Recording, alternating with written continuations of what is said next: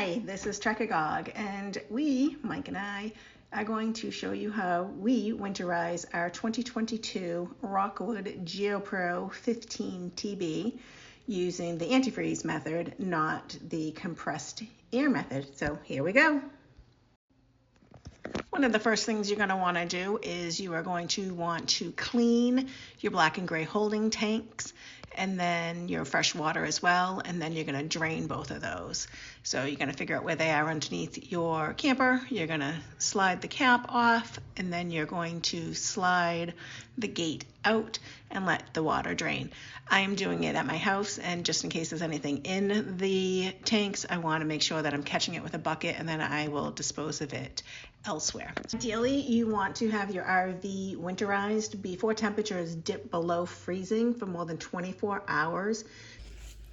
We are at the point to drain the low point valves. So luckily we have a little sign on our lib that tells us where it is, which is underneath our shower. And then when we come down underneath here, we can see that.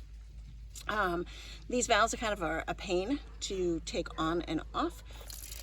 This is the hot water, so you probably want to make sure that you haven't used your hot water recently so you don't burn yourself.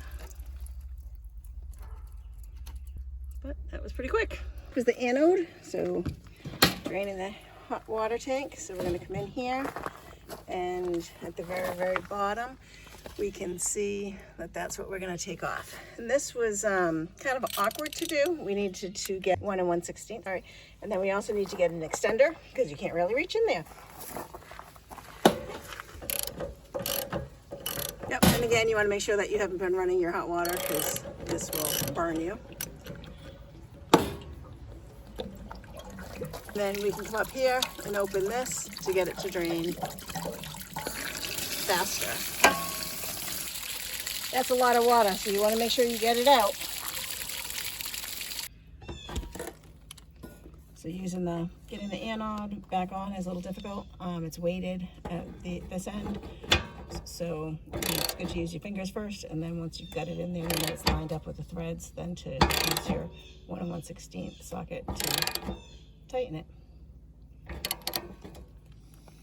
And we also make sure that we have pushed this down so that the air can't get through.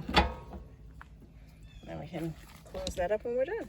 Once you've done those steps, you want to come into your hot water heater. Ours is under the driver's side bed.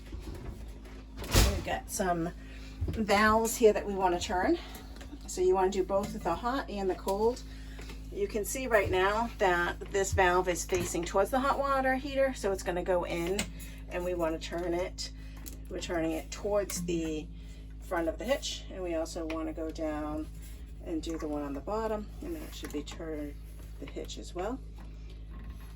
And once that is done, we also want to go to the antifreeze hose, and we can tell the antifreeze hose because it's white and not blue. It's marked on the outside says antifreeze inlet. We want it to come in here, and we want that to now be in line. Yep. And that goes down to get that in line. Come through and go into our pump, and then into our hot and cold. And bypass the tank, the hot water tank. Correct. So we are fortunate enough to have a antifreeze inlet, so we can use that to get the antifreeze in. We are pouring it into a bucket so that we don't get air in the lines if we have to change from the antifreeze gallon from one to another. The recommended is 5 gallons. Last year we only used 3.5, so hopefully that's enough this year.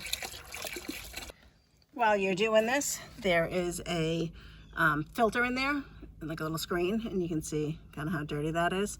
So I'm going to take that out, and I'm going to clean that before we begin. Put that into the water. We labeled our hose antifreeze so we don't mix it with something else later. And then we're going to go inside and turn on the pump and start.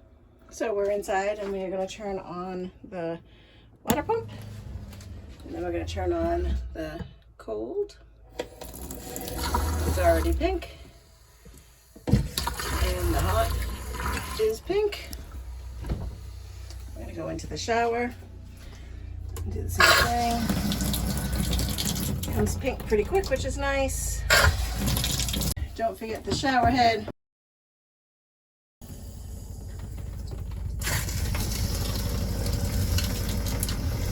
It's off, and we should do the shower miser as well. Just get pink in the toilet. Just gonna hold that open. That looks like a lot of pink.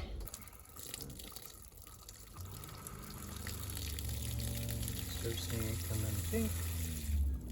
That's that one. I'm going to do the other. Also. So one of the other things that we need to do is we need to go into the city water connection, and inside there's a little white purge valve. So we're going to purge that. You want to make sure that nobody's standing near it because you will get wet. It's a little hard to push because of the pressure. Here it goes. And you want to do that until that comes pink. And we are going to pour some RV and Marine Antifreeze into the P-traps just to make sure that that is coated well and that the P-trap is in there so it does not dry out. Once everything's winterized and I've got the all inside clean and we've checked the roof and we've checked underneath and we've done all that, the last thing we do is we wash and wax. So I use a bunch of different products. I use Totally Awesome, which gets rid of like black tar and black streaks and all that stuff that other products don't seem to clean. I just use Turtle Wax for the car wash, and I use the wax, and then I use Rain-X for the windows, and I love my sponge because it's got a soft and a scrapey spot. So that's the last thing for us. We are Truckagog. Thanks for watching this video about winterizing your camper. Good luck.